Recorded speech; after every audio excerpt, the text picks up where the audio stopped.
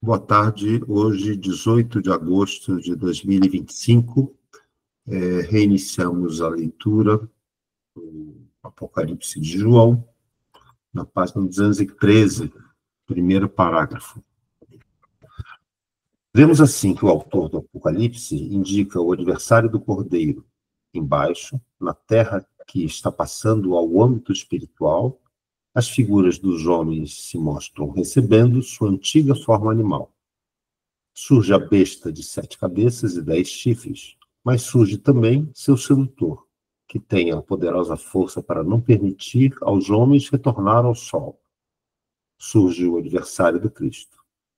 Os próprios homens não podem ser adversários do Cristo, podem apenas, por assim dizer, mediante o que é neles é força falsa, perder a ocasião de acolher em si o princípio do Cristo. Porém, esse adversário existe, o demônio solar. Este aparece tão logo exista algo que possa tornar-se sua presa. Antes que exista a presa, antes que haja homens com 7 cabeças e 10 chifres, não há nada para seduzir. E tampouco o sedutor tem algo a buscar. Porém, depois, ao surgir o homem com tais disposições, o sedutor aparece. Ele surge como a segunda das bestas e seduz. Então, eu já vou parar aqui para fazer essa... Eu achei muito interessante que, assim, esse sedutor, ele só aparece quando há pessoas para seduzir. Então, é assim, a contrapartida só surge, o mal só surge a esse nível quando os homens também já atingirem a esse nível aqui de 7 cabeças e 10 chifres. Então, aí surge o adversário à altura, o sedutor, que é a altura, né? Então, o mal que temos hoje é o mal à altura da maldade de hoje, né? A gente pode pensar assim, dos nossos dias, não é? O máximo da maldade nos nossos dias é o que o homem é capaz de fazer como maldade. Interessante você ter essa relação do bem e do mal. Você só pode fazer um omelete se você tem um ovo, não é? Então, você só pode fazer um nível de mal quando os homens atingirem aquele grau. Aí surge o mal daquele jeito. É tudo muito relativo, né? Então, podemos continuar. Só, Mary, com licença. Pois não. Aqui se falou no coletivo, né? Mas se aplica para o individual. Ah, sim, é para o individual, Tá. É porque antes ele falou nessa divisão dos homens bons e dos homens maus, né? É isso que ele está falando. Isso aqui já está falando na próxima encarnação da Terra, né? Antes de Júpiter, né? É para frente. Depois da guerra de todos contra todos. Sim, né? sim. Tá, ok. Vamos lá, pode continuar, Gui. Portanto, no momento em que a Terra passa ao estado astral, surge do homem aquilo que existia dele quando a Terra ainda estava revestida por um invólucro aquoso. Emerge a besta humana. Vê-se sair da água a besta com 7 cabeças e 10 chifres. O fato de essa besta não ter utilizado a Terra faz com que a Terra possa emergir agora Sorat, o adversário do Sol, o sedutor, aquele que assim pode aproximar-se do homem e puxá-lo com toda a força para o abismo. Vamos assim insinuar-se no homem, desse momento em diante, um ser de um poder terrível. O que faz este ser para introduzir os homens naquelas coisas horrendas, conforme podemos pressenti-las? Para que o homem sejam seduzidos ao simplesmente imoral, aos que eles já conhecem como homens normais, não é necessário esse monstro que surge como demônio solar. Somente quando aquilo que distingue, num bom sentido, os portadores de salvação para o gênero humano, somente quando a elevação espiritual for transformada em seu oposto, quando a força espiritual for colocada a serviço do princípio do eu inferior, é que essa força poderá levar a humanidade ao ponto em que a besta, representada com 2 chifres, obterá poder sobre ela. O abuso das forças espirituais está relacionado àquela força tentadora da besta de 2 chifres. E o abuso das forças espirituais é denominado por nós magia negra, em contraposição ao uso correto, que é denominado magia branca. Assim, o gênero humano, pelo fato de se dividir, de um lado, se preparará para alcançar estados cada vez mais espirituais e, consequentemente, para penetrar no uso das forças espirituais, na magia branca. E de outro, o que abusa das forças espirituais se preparará para a mais selvagem força da besta de 2 chifres, a magia negra. Ao final, a humanidade se dividirá em seres que exercem a magia branca e outros que exercem a magia negra.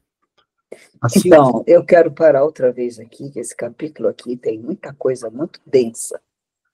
Então, é interessante, nós estamos numa época em que não se acredita em magia, é só a ciência. Então, tudo que é magia, o que seria magia? Seriam forças espirituais manipuláveis. É quando você manipula a força espiritual para determinado ação, ou momento, ou ajuda. Então, isso ele chama de magia branca, não é?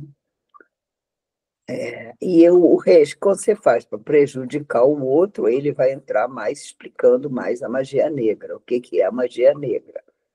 Então, aqui já tem um conceito aqui bem difícil da gente entender. Por quê? No momento atual, existe essa magia. Não acreditamos em magia, não acreditamos, só acreditamos na força da ciência. A ciência é tal coisa assim, assim, assim, que você tem que comprovar que aquilo funciona. E a força da magia seria uma coisa mais simples. Eu entendo, por exemplo, como magia, tudo que o homem consegue manipular e que não consegue explicar pela ciência, mas que tem efeito. No meu entender, por exemplo, a homeopatia seria, dentro deste clima, uma magia, porque a ciência não dá conta de explicar a homeopatia. Diz que é placebo, diz que é psicológico. A própria psicologia, a ciência quase não, a ciência não explica e não consegue entender, não tem uma verificação, uma mensuração, e é difícil até você provar que você está numa crise psicológica, muitas vezes, né? A pessoa, às vezes, está numa crise psicológica e para provar, tem que passar por provas e médicos examinarem, porque é tudo muito sutil. Homeopatia é a mesma coisa. Vocês se lembram de alguma outra coisa que pode ser tomada como magia, nesse sentido que eu estou dizendo? Uma força da natureza, uma força espiritual que nos ajuda, que pode nos ajudar, e que a ciência descarta, não se fala nisso, não imagine. Né? Vocês têm alguma? Eu acho que é o reiki, aqueles tratamentos com imposição de mão, que várias crenças têm, né? E que também eles não explicam. Não explicam e não aceitam. E a gente que passa sabe que faz efeito, não é?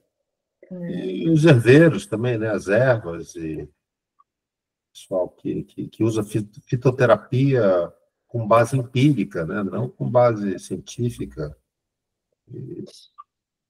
Eu ouso dizer até, quando você vai na igreja, que você toma um sacramento, ou eu ouso dizer até que uma bênção, né? Que um padre faz, que ele é ungido e ele é preparado para isso, então uma bênção com os olhos, com a água benta, e isso o pessoal acha que é. As benzedeiras. as benzedeiras, que nossa, era de... Aí tem muitas. Nós aqui no Brasil, então, temos muitas coisas que não são assim. E isso é considerado magia branca. Aí eu vou até ir um pouco mais além. Os acompanhantes. Todos os acompanhantes que acompanham alguém que fica do lado. É tipo isso, né? Você está se doando um pouquinho e faz o momento ficar melhor para a pessoa, né? Terapeuta que conversa, que Terapeuta. não é matéria aquilo, é energia posta, não é? Energia ali disponível, um bom bate-papo, uma conversa, não é? Com um terapeuta, uma coisa que te dá um conforto, né? Então, isso é que na nossa época está muito materialista, então eles nem consideram nada disso. Mas eu acho que essa época aqui que ele já está falando, que os homens vão se dividir em magia branca e magia negra, é porque muita coisa que a gente não conhece ou não faz, ou vai surgir, vai ficar mais forte, né? O homem vai estar mais astralizado, a Terra está astralizada, né? Então, e aí tem em contraposição à magia negra, que ele vai explicar também o que é, para a gente não fazer confusão. Eu acho importante ficar bem claro. Pode continuar. Assim, no segredo de 666 ou de Sorat, está oculto o segredo da magia negra. E o sedutor para a magia negra, para o mais terrível crime na evolução terrestre, ao qual nenhum outro crime pode ser igualado, é representado pelo autor do Apocalipse pela besta de 2 chifres. Assim aparece, por assim dizer, em nosso horizonte a divisão da humanidade no futuro longínquo. Os eleitos do Cristo, que ao final serão os magos brancos, e os adversários, os selvagens feiticeiros, os magos negros, que não conhecem, que não conseguem afastar-se da matéria, e que o autor do Apocalipse representa como aqueles que agem de modo despudorado em relação à matéria. Por isso, toda essa prática da magia negra, tudo que surge como união entre o homem e o enrijecimento da matéria, apresenta-se diante da sua alma dividente como a Grande Babilônia, a comunidade que reúne todos os que praticam a magia negra, na horripilante união, ou melhor, na selvagem união entre o homem e as forças da matéria degradada. E assim vemos, no futuro longínquo, duas forças contrapondo-se.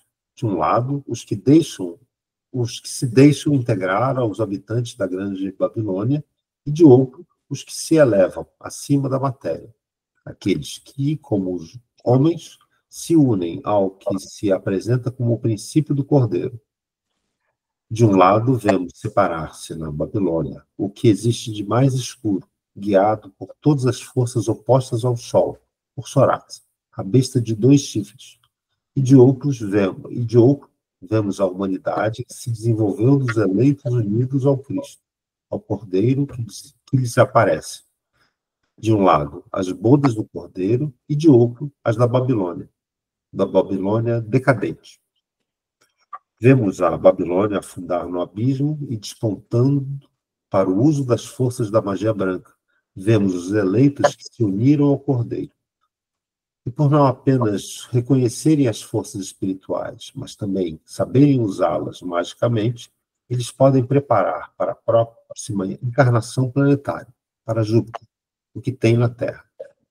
Eles traçam, por assim dizer, as grandes linhas básicas que Júpiter deve possuir. Das forças da magia branca, vemos elevar-se as silhuetas preparatórias, aquelas que passarão a viver como as figuras da próxima encarnação terrestre, a de Júpiter.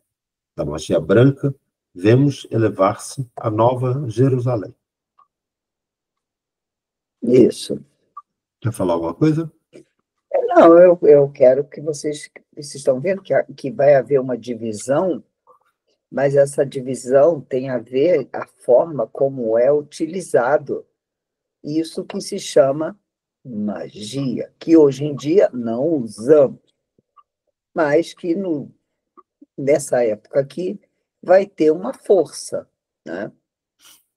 Então, magia hoje em dia é coisa que criança acredita, é fada, é coisa de antigamente, não existe mais, não é para gente que fez faculdade, isso não existe mais. Mas aqui parece que vai ter é aprender a manipular essas forças da natureza, essas forças espirituais que estão aí à nossa disposição e que nós não sabemos usar, não é?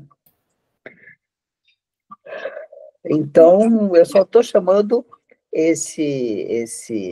estou chamando a atenção para essa palavra magia, né, que até agora não tinha aparecido aqui no texto, né? Mas agora ele traz o relevo, em relevo, em destaque. E o que é que vai ficar ruim? Vai ficar do mal o quê? A magia negra.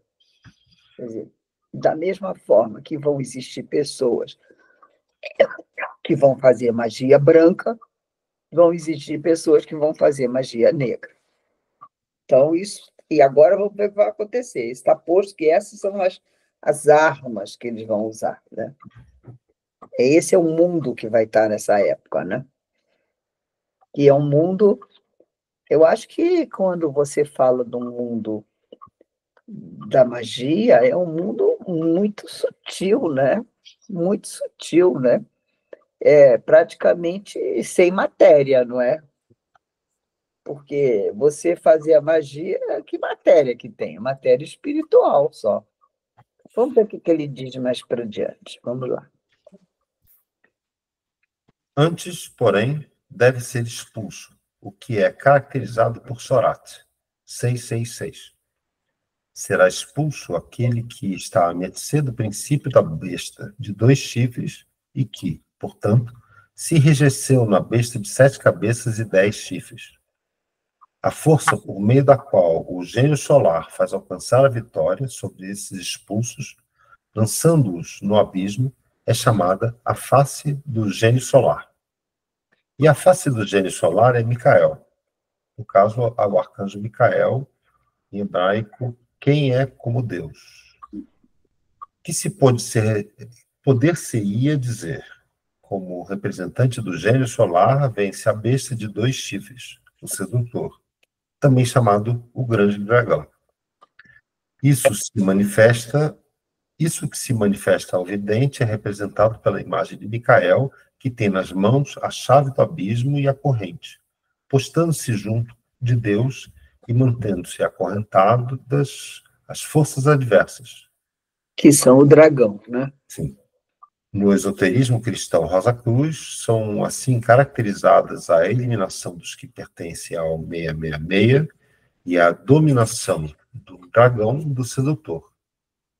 Assim desponta hoje, diante dos nossos olhos, aquilo que o autor do Apocalipse velou em segredos, aquilo que inicialmente deve ser desvendado pela revelação e a cujo respeito ele diz: aqui existe sabedoria. Quem possui inteligência, que reflita sobre os números da besta, ou seja, da besta de 2 chifres, pois esse é o número 666. Aqueles que se relacionaram com Nero entenderam mal essa exortação do autor do Apocalipse, pois os senhores estão vendo em que profundezas da explicação do universo deve ser buscada a sabedoria que conduz ao número 666.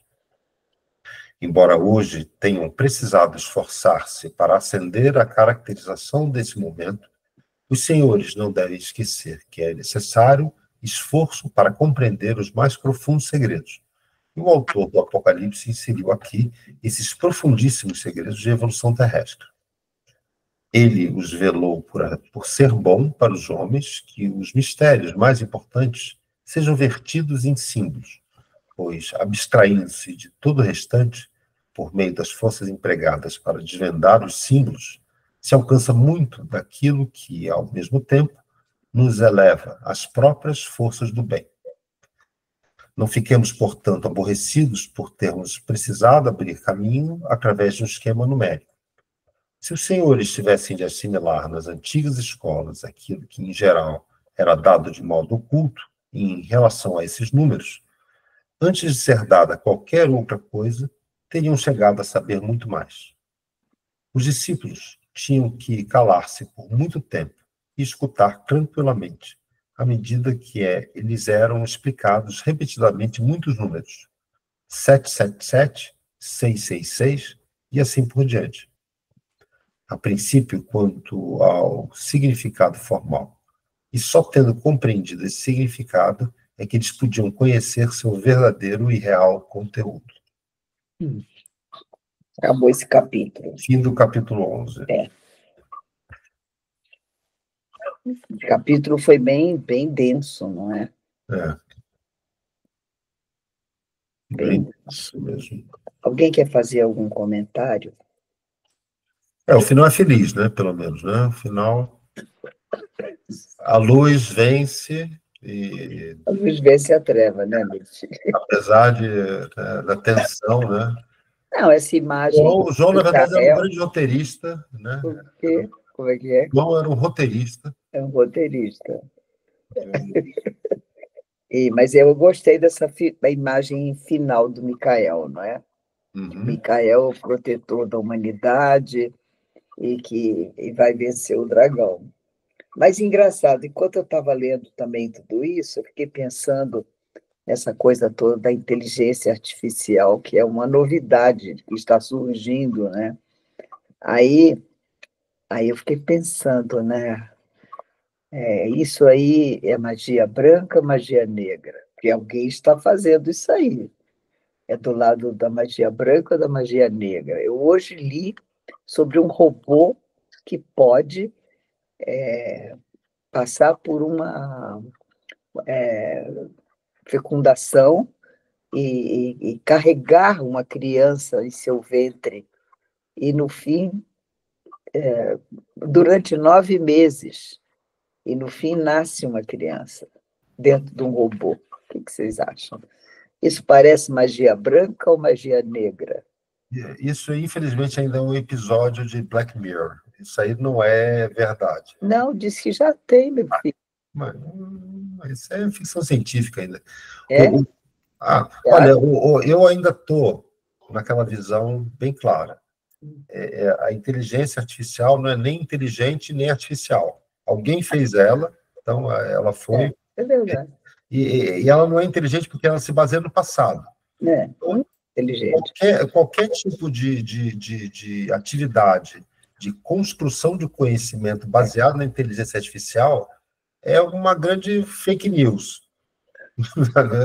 Porque, assim, ela se baseia com dados que já vieram. Então, ela não vai... A não ser que ela comece a produzir conhecimento, né?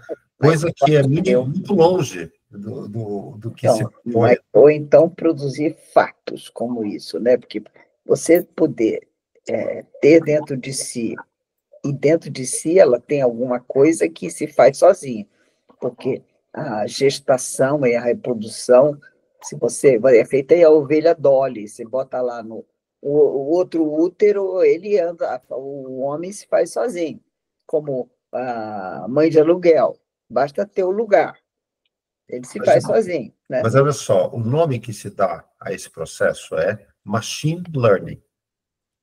Tá? Então, o que isso significa? Que a máquina aprende alguma coisa.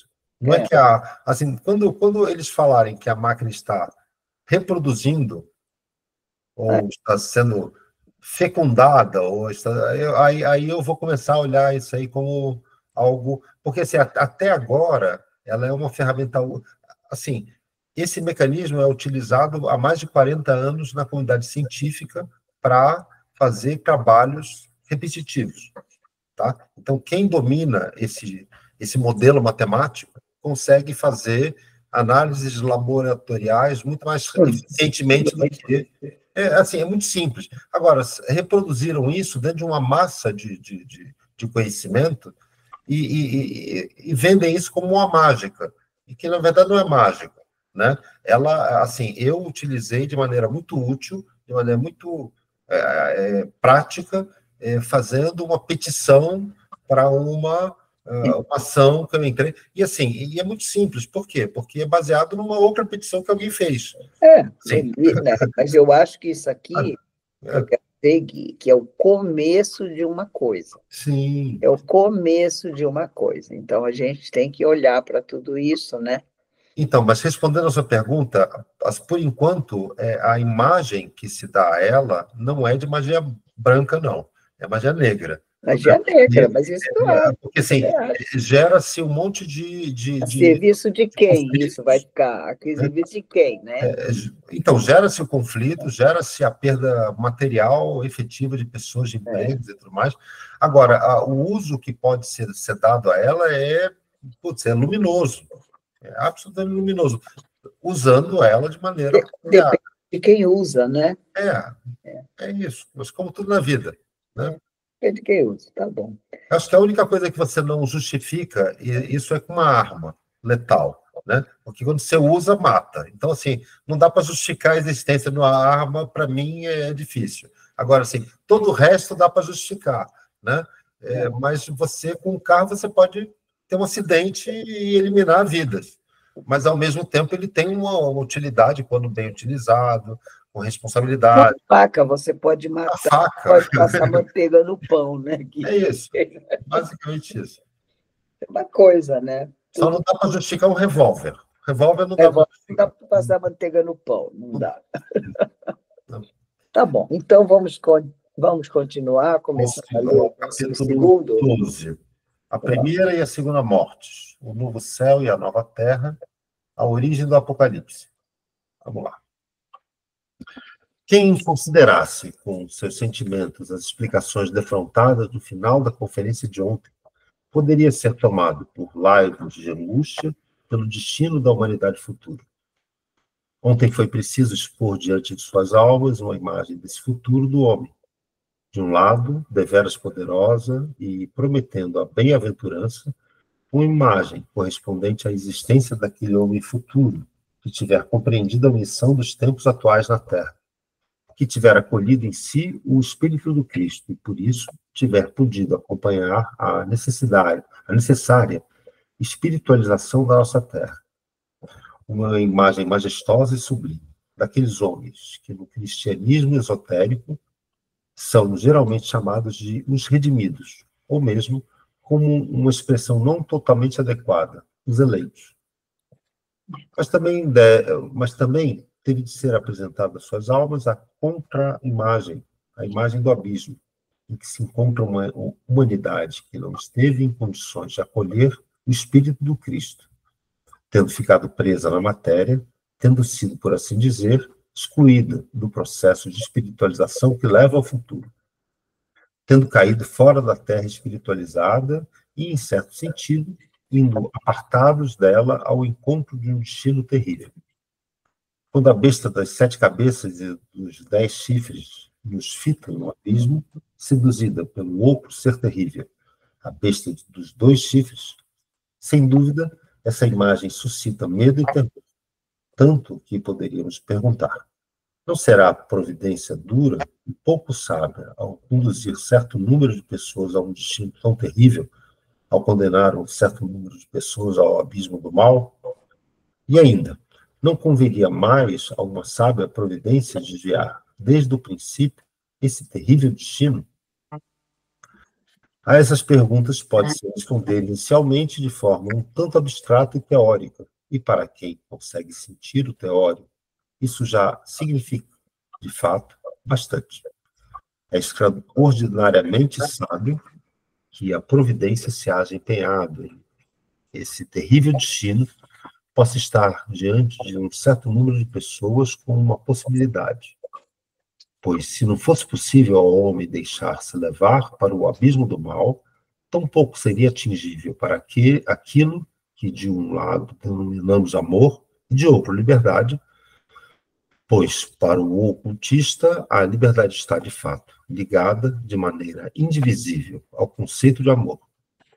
A liberdade seria impossível ao homem, e igualmente o amor, se não houvesse a possibilidade de se deixar-se levar.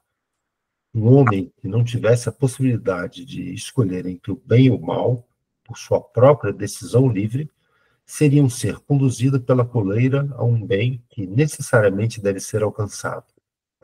Um ser que não teria escolha de se decidir pelo bem, baseado numa vontade plenamente purificada em si mesma, e numa liberdade que brotasse o amor.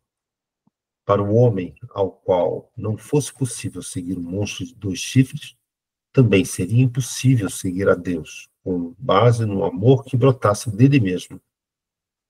Era intenção da sábia providência dar à humanidade, em vias da evolução, através do nosso sistema planetário, a possibilidade da liberdade.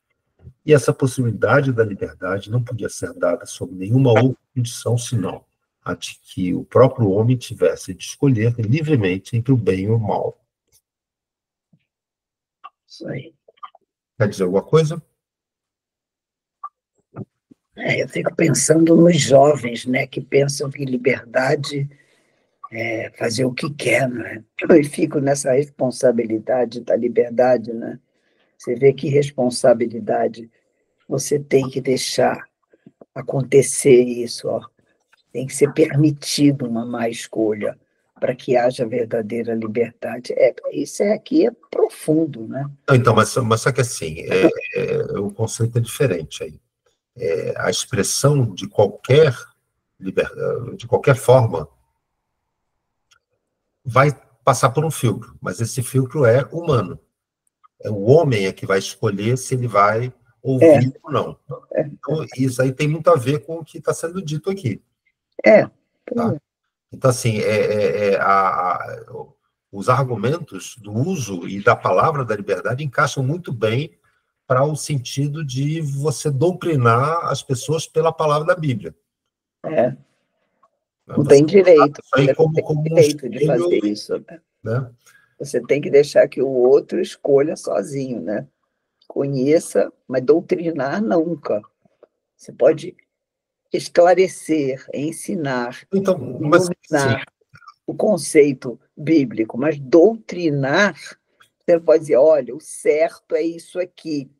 mas assim, o que está se dizendo ali é o seguinte, é que eu posso dizer que eu quero matar alguma pessoa e isso ser livre, eu odeio essa pessoa e por isso eu vou matar, e assim, e aí eu posso, inclusive, ameaçar essa pessoa. Eu só não posso ir lá e matar. Você pode fazer o gaslighting, né? Você pode fazendo aquele terrorismo, a pessoa fica com medo. Exatamente. Você criar Gaslighting, é inseguranças, isso você aí, criar... né? Não, e fora que é o seguinte, você pode pedir para 1000 pessoas fazer a mesma coisa ao mesmo tempo e aí você transforma a vida da pessoa no inferno. Tá? Então, isso é uma forma, inclusive, muito escamoteada de você fazer uma pressão fora do comum, né? É que, assim, não tem similar. O que assim, no mundo real é alguém bater aqui, tipo, uma multidão juntar aqui na minha porta querendo bater em mim. É isso. Tipo, um linchamento público. Basicamente é... Então, assim, isso não existe normalmente, entendeu? Mas é interessante que você vê, isso é um conceito tão cristão, porque quando você vê antigamente, isso existia. Existia isso, né? Existia jogar pedra. Não, a lei mosaica era olho por olho, dente por dente. É a lei mosaica. É a lei de Moisés. Tanto que aí Cristo deu a outra face. O cara deu um tapa nele e ele poderia ter usado a lei mosaica, dar um tapa no outro. E ele deu a outra face. No momento que ele deu a outra face, ele mudou a lei. Isso é Cristo que traz. Porque antigamente você lê as histórias, você vê filme oriental de todo lugar do mundo, era olho por olho, dente por dente. Matou meu pai, vou lá, tinha obrigação de matar o pai do outro. Eu tinha obrigação, senão a família toda era contra você. Sim. Era obrigação limpar a honra com sangue. Isso é o Cristo que traz esse conceito.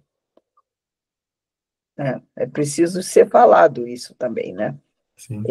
Esse dar a outra face, você perdoar os inimigos, isso não existia.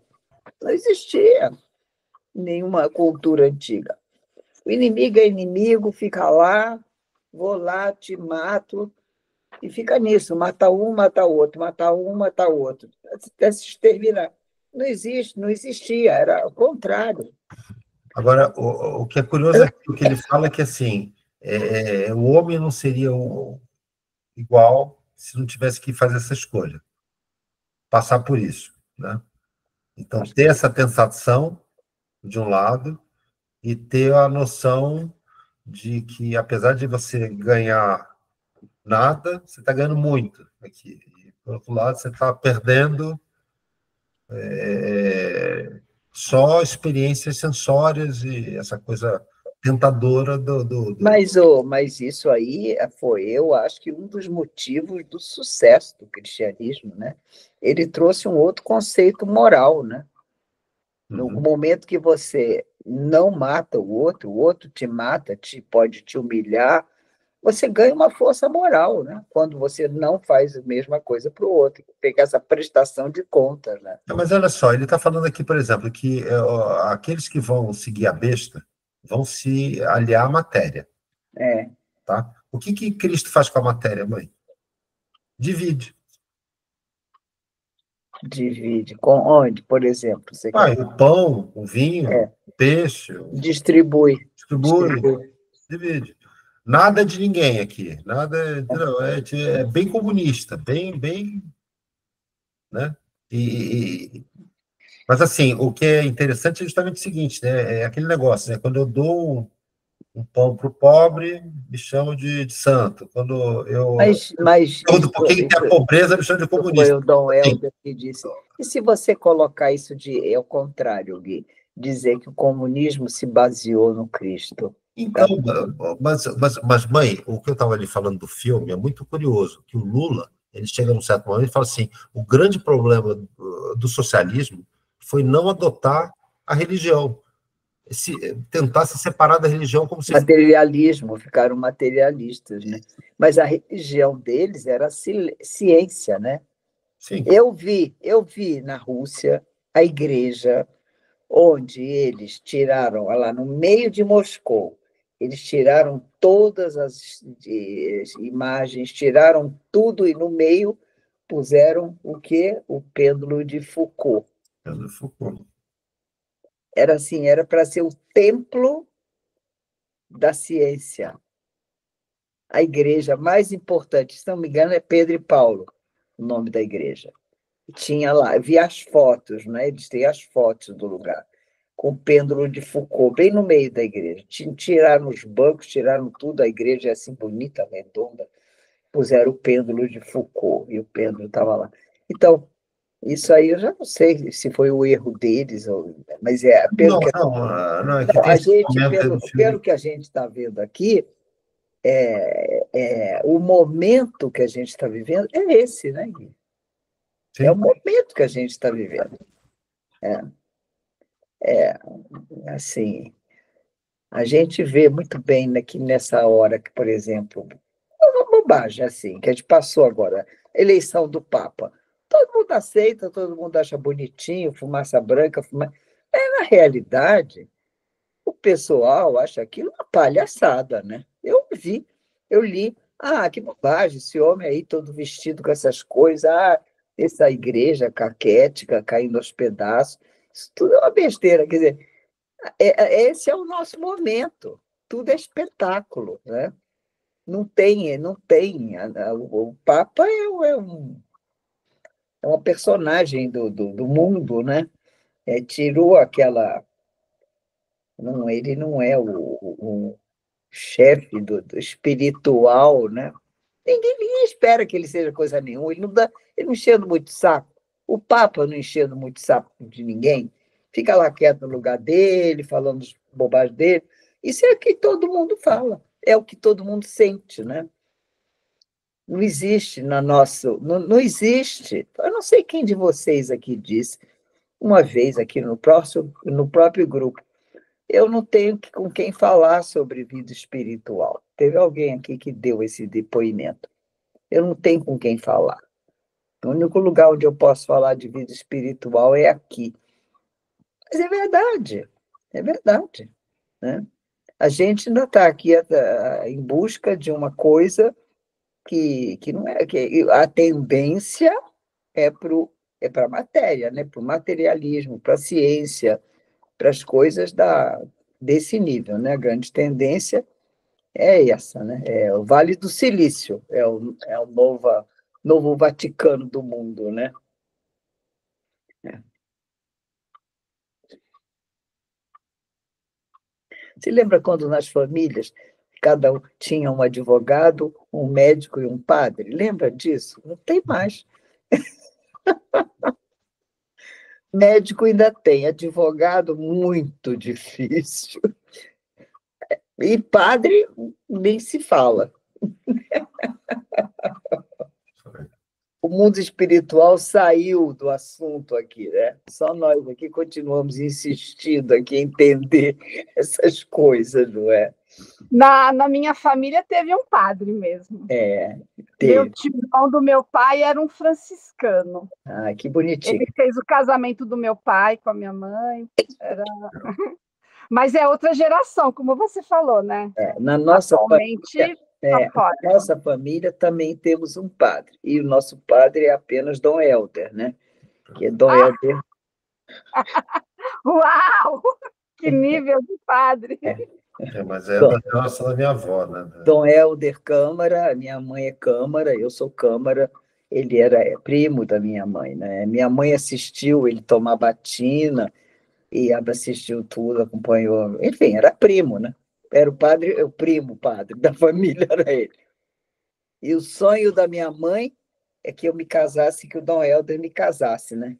E eu me casei com o judeu. Eu já sou a geração rebelde, viu, gente? Então,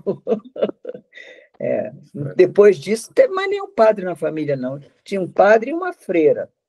A Rita virou também freira. Tinha dois, um padre e uma freira. Eu tenho uma hipótese também. Vale. Não o caso da sua família, entendeu? E nem foi o caso da minha família. Mas teve um tempo, que eu não sei qual, que as famílias mandavam para estudar, porque também saía de casa e era uma boca menos para alimentar. E era um lugar que era de confiança, ia e entregava, né?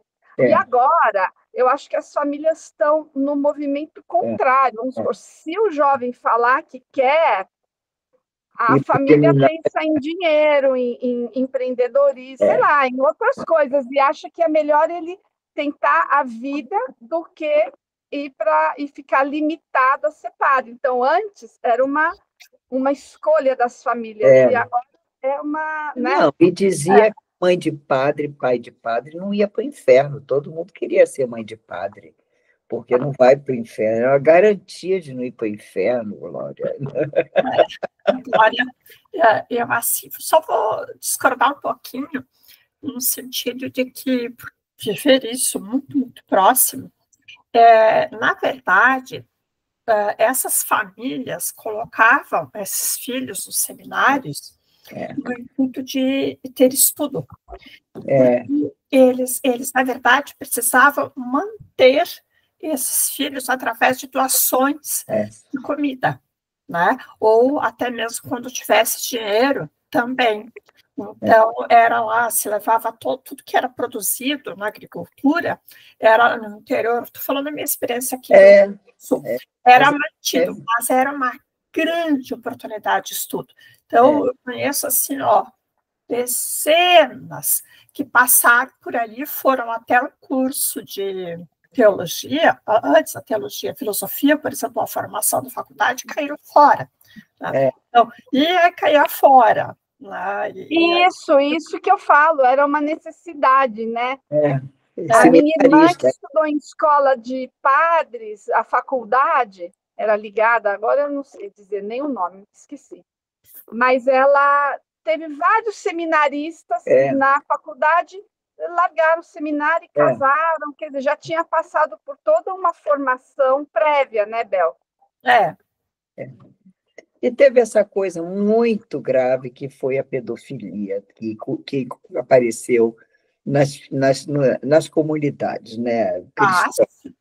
Esses monastérios e tudo, isso aí era uma coisa horrível. E muita gente saía, porque não era, né? Não, era abusado, enfim. Eu acho que isso atrapalhou muito o que a gente chama de vocações, não é? Atrapalhou muito. Religiosas, assim, como é que é? As freiras, né? Sendo abusadas. Muito, teve muito. Tá bom, podemos continuar. Vamos lá, Gui. Vamos lá. Alguém poderia dizer que isso não passa de teoria vazia e que somente os homens se decidem lentamente, não apenas a ter uma coisa dessas em palavras, e em momentos teóricos, considerá-la uma espécie de explicação, mas também a tê-la no sentimento. Hoje é raro as pessoas se elevarem ao seguinte pensamento: eu te agradeço, ó sábia providência, por teres tornado possível que eu não leve ao teu encontro um amor ao qual tu mesmo me obrigues, mas um amor que brote livremente em meu peito, por não me obrigares a amar-te, e sim teres deixado a minha escolha de te seguir. Em verdade, o homem deveria elevar-se a essa sensação, caso conseguisse realmente avalizar o sentimento com essa explicação teórica. Contudo, com base na observação clara e evidente do mundo, pode-se fornecer um outro consolo, ou melhor dizendo, uma outra tranquilização, pois ontem já foi mencionado que só possui uma disposição quase imutável para o abismo quem já hoje, de alguma forma, esteja envolvido pelos tentáculos da besta de 2 chifres, do grande sedutor para as artes da magia negra. Mas mesmo para tais pessoas que hoje se deixam enganar por essas artes, haverá, no futuro, mais uma vez, a possibilidade de voltar atrás. Para os que, no entanto, e por ora se trata da maior parte dos homens, não se encontram absolutamente na situação de sucumbir a qualquer arte de magia negra, para esses existe muito bem, no que seguirá a grande guerra de todos contra todos, certa disposição para o mal sem retorno. Mas no futuro, a possibilidade de retroceder e se dedicar ao bem será muito maior do que a coação para seguir incondicionalmente ao mal. Quer dizer, ele está falando aqui uma coisa que é impressionante. Algumas pessoas já têm essa tendência. Quer dizer, isso vem de encarnações, né? Ele fala 2 vezes aqui, né? Isso, até essa tendência para o mal, né? Então, aí dá para você pensar assim, né? Por que certas pessoas, assim, públicas, e a gente vê, né? Como é que essa pessoa pode ser tão ruim, né? É que ela já tem a tendência, né? Olha, está aqui, né? Mas nunca a criatividade para a maldade esteve tão exposta. Né?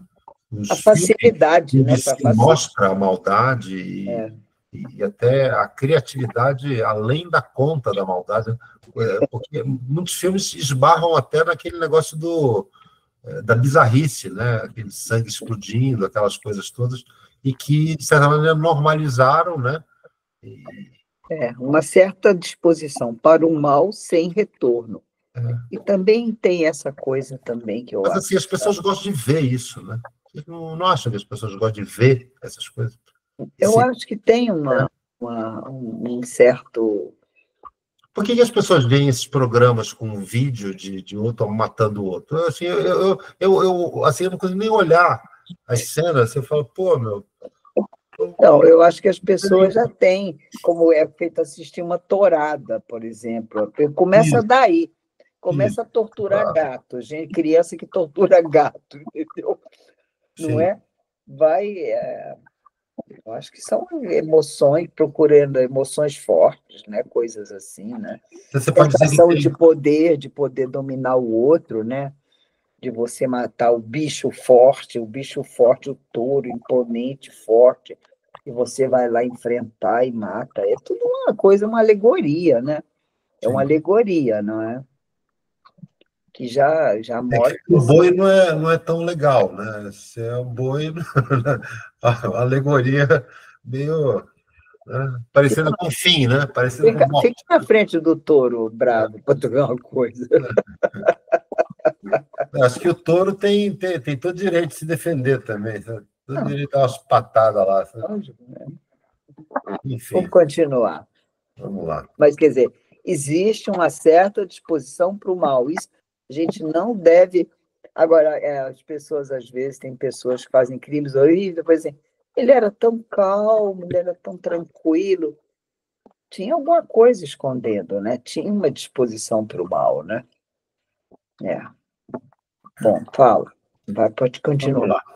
Destas conferências se conclui que as pessoas atualmente voltadas para uma cosmovisão espiritual, a fim de continuarem a viver, depois da Grande Guerra, no sexto período representado pelo rompimento dos selos, a esse grupo é possível acolher o princípio do Cristo.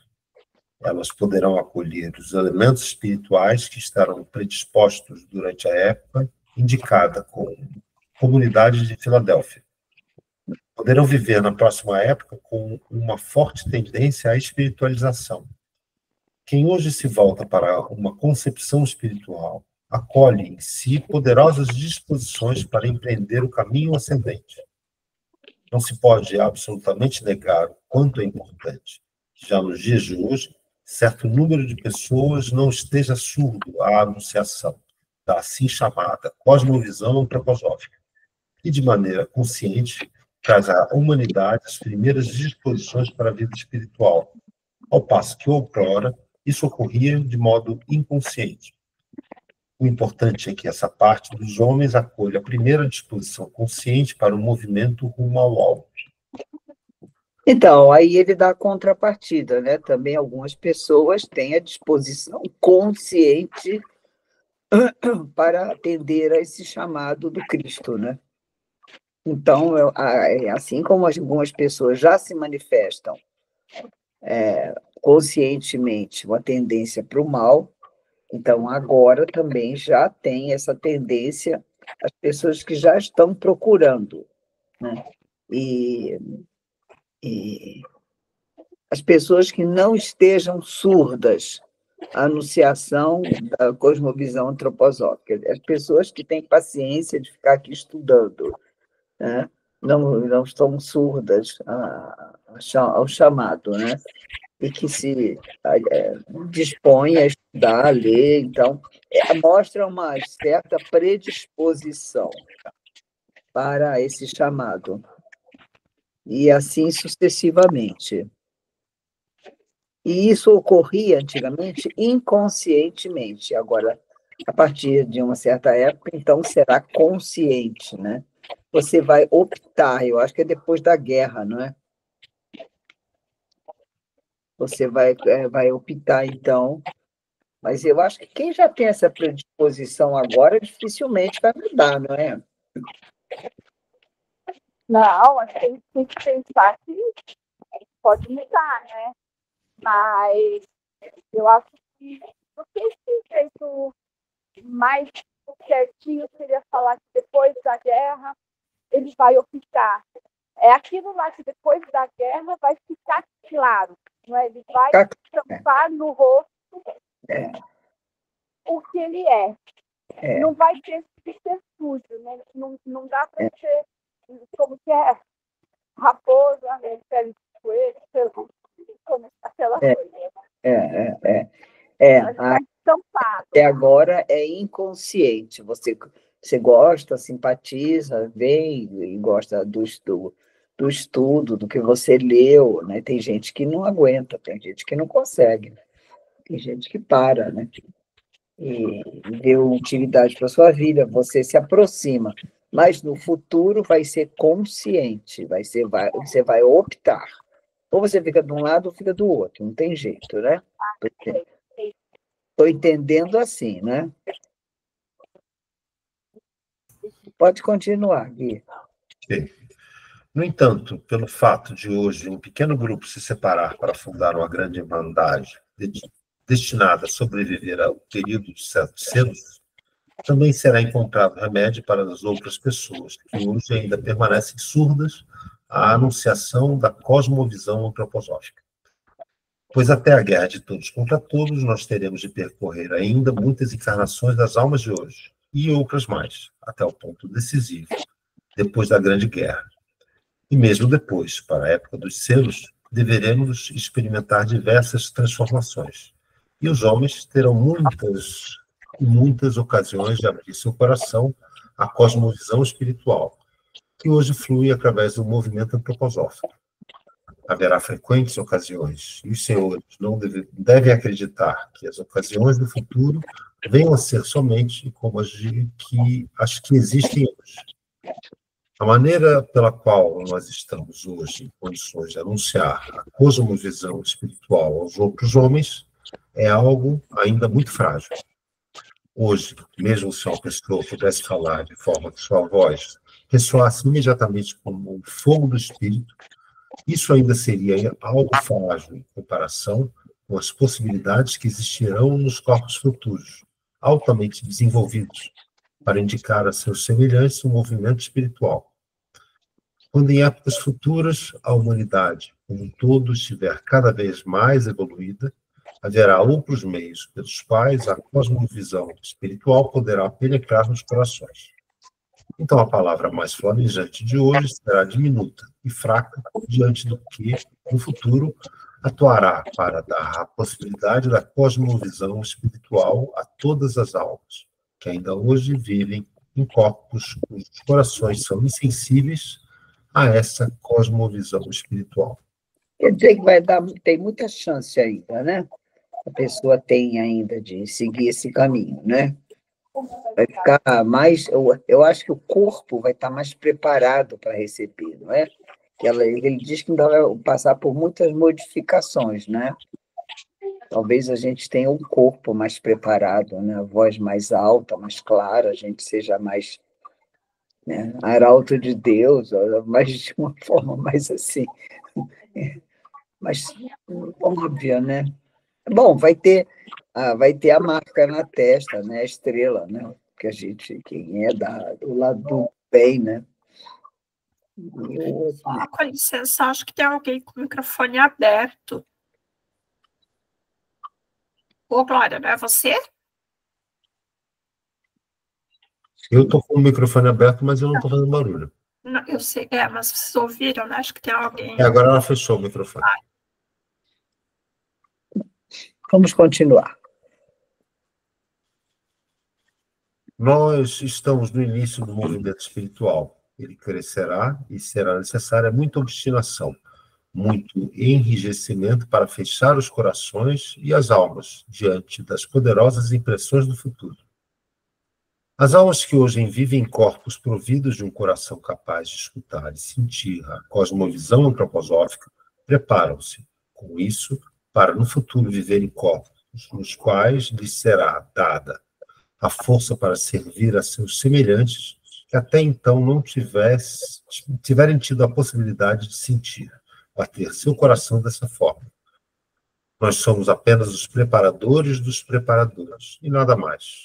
O movimento espiritual é hoje apenas uma minúscula chama e que no futuro se tornará um poderoso fogo espiritual. Ele está falando isso aqui em 1910, né? Então é realmente o germe do germe.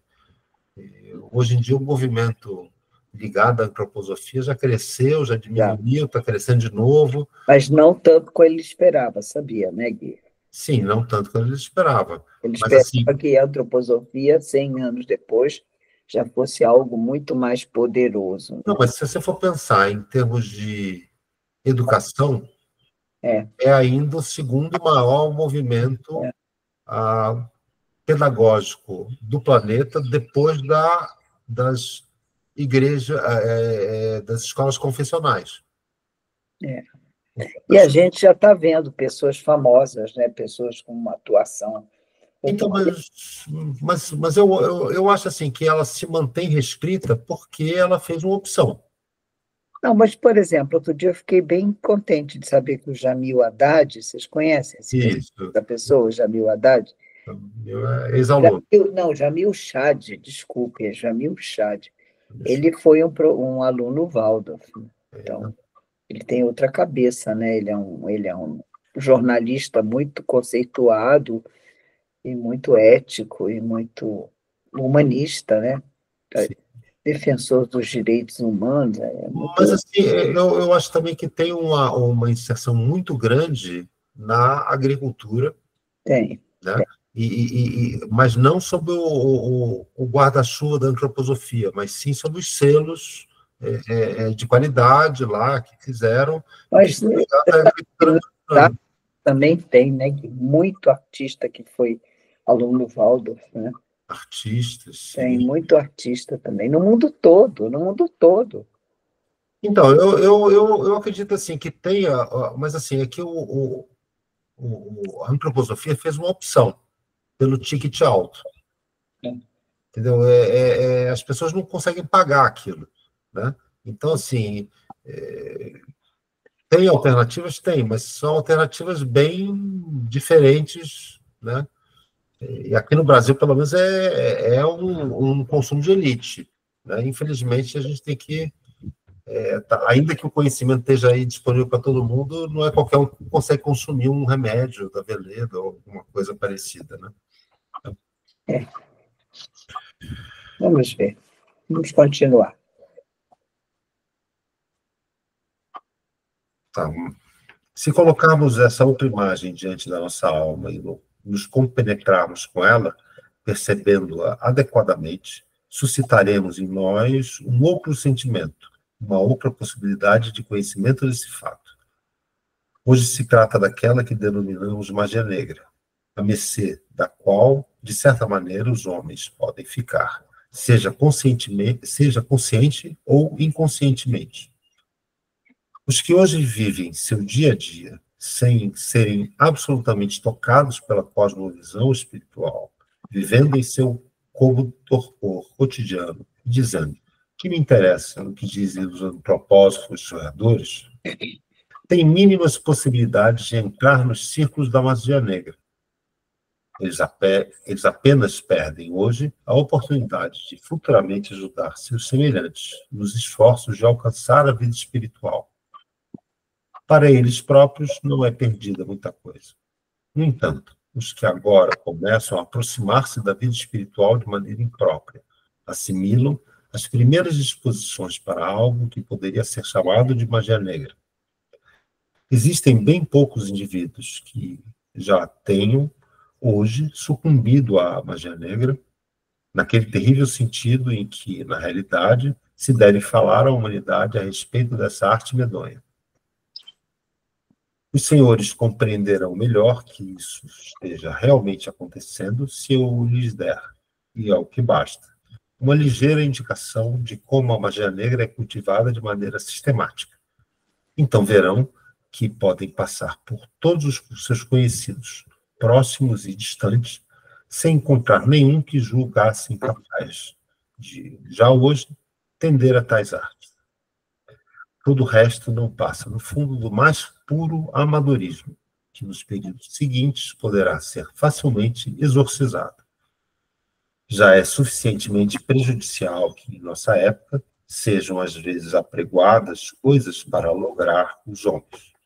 Coisas que, em certo sentido, são também o princípio de uma magia negra.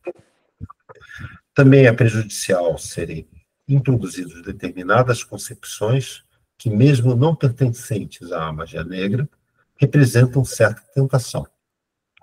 Trata-se de concepções que hoje dominam o mundo em certos ambientes e que, sem dúvida, podem proliferar sob a insígnia do pensamento materialista, as quais, no entanto, embora não sendo totalmente inofensivas, não serão irremediáveis nas épocas futuras. Somente quando o homem tiver começado a aprender, por assim dizer, o alfabeto da magia negra, é que estará no perigoso caminho do abismo. Esse alfabeto consiste no fato de uma pessoa que se torne discípula de um mago negro ser exortada a suprimir a vida de forma totalmente consciente, mas, acima de tudo, no fato de, ao matar, fazê-lo de modo a extrair a vida o máximo de dor possível, procurando, além disso, ao extrair a dor, sentir certa satisfação. Quando existe a intenção de ferir ou cortar um ser vivo com o propósito de sentir felicidade em sua dor, aí está inerente o alfabeto da magia negra. Tipo o Ustra, né? Aquele o herói do Bolsonaro, né? Entendi. Esses torturadores, né? Torturadores, né? Os torturadores, né? O que vai além E esse pessoal na televisão, né, que fica se cortando para os outros verem, e quem está vendo e quem não está vendo, né?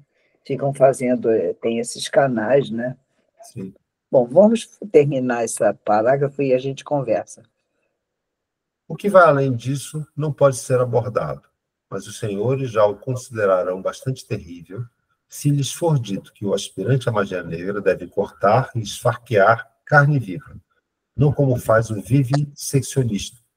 Isso também já é algo ruim, mas a vivissecção encontra sua superação no próprio vivisseccionista, já que o cama-louca, no purgatório, este experimentará em si as dores provocadas de sua vítima e, por isso, no futuro, abandonará a vivissecção.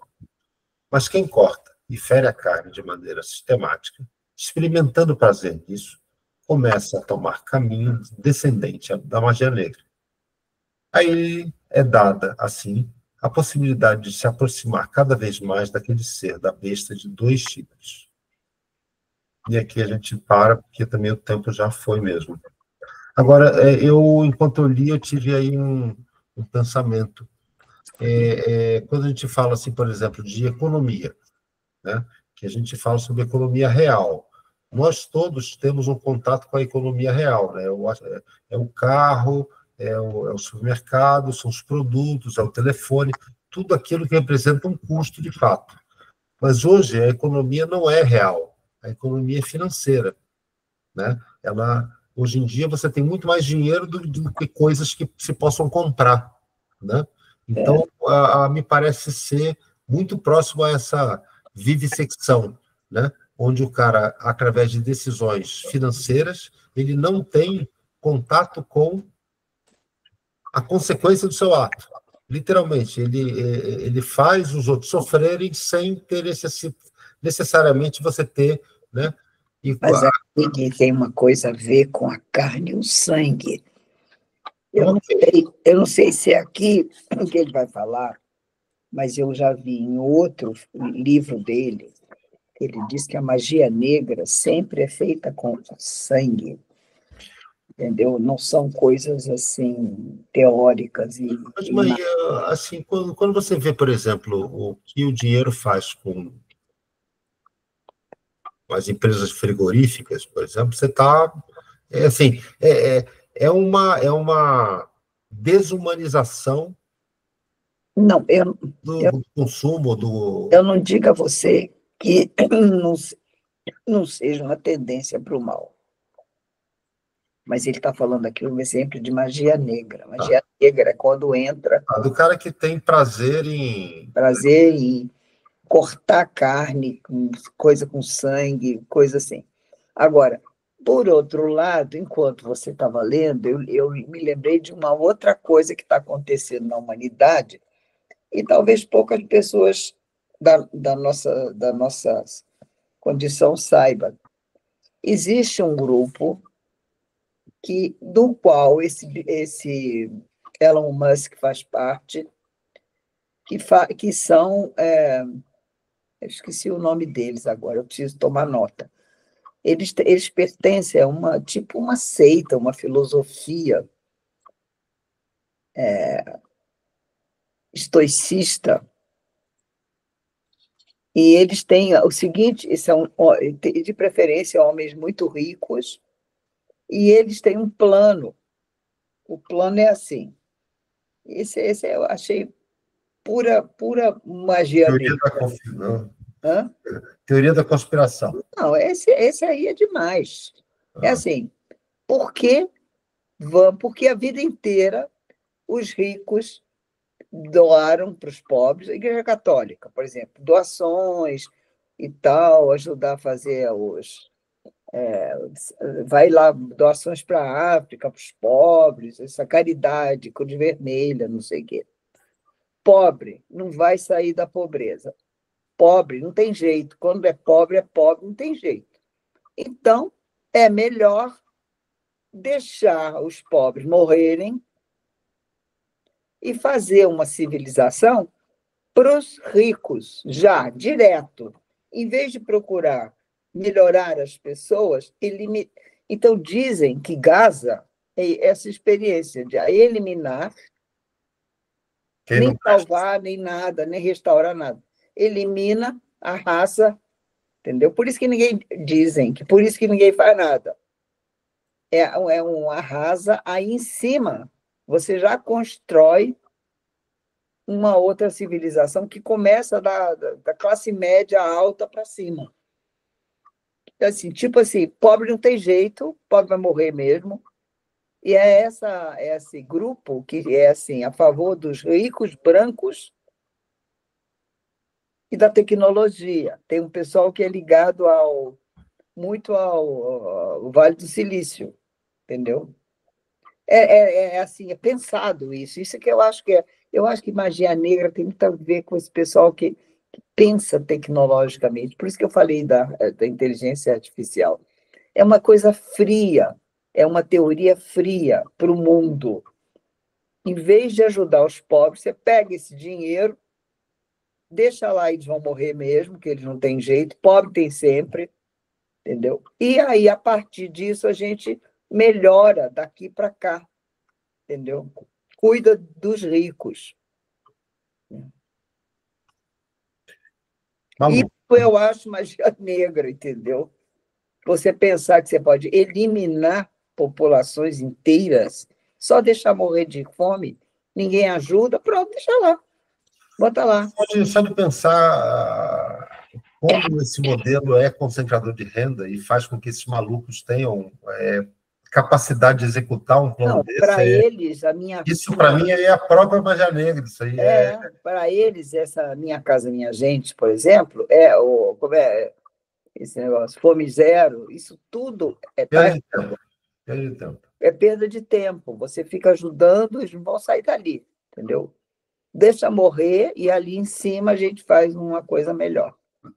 É uma filosofia, gente. Próxima semana eu vou trazer aqui o nome de quem é o filósofo. Esse Elon Musk, esse pessoal grande, está todo metido nisso.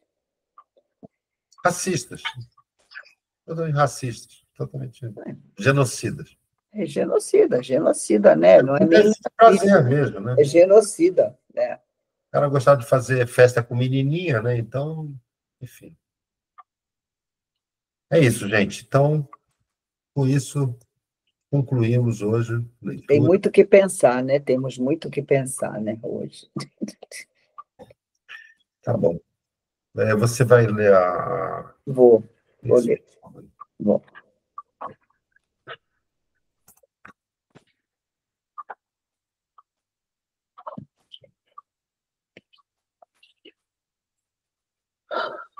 Prece para os anjos da guarda. Espíritos de suas almas, efetivos guardiões, possam vossas asas levar o amor suplicante da minha alma aos seres humanos nas esferas, confiadas a vossos cuidados, para que, unido à vossa força, possa meu amor irradiar em auxílio das almas que ele amorosamente busca. Rudolf Steiner. Boa semana a todos. Boa semana. Boa semana. Tá, tchau. Boa semana, até a próxima. Tchau. Tchau, todo mundo.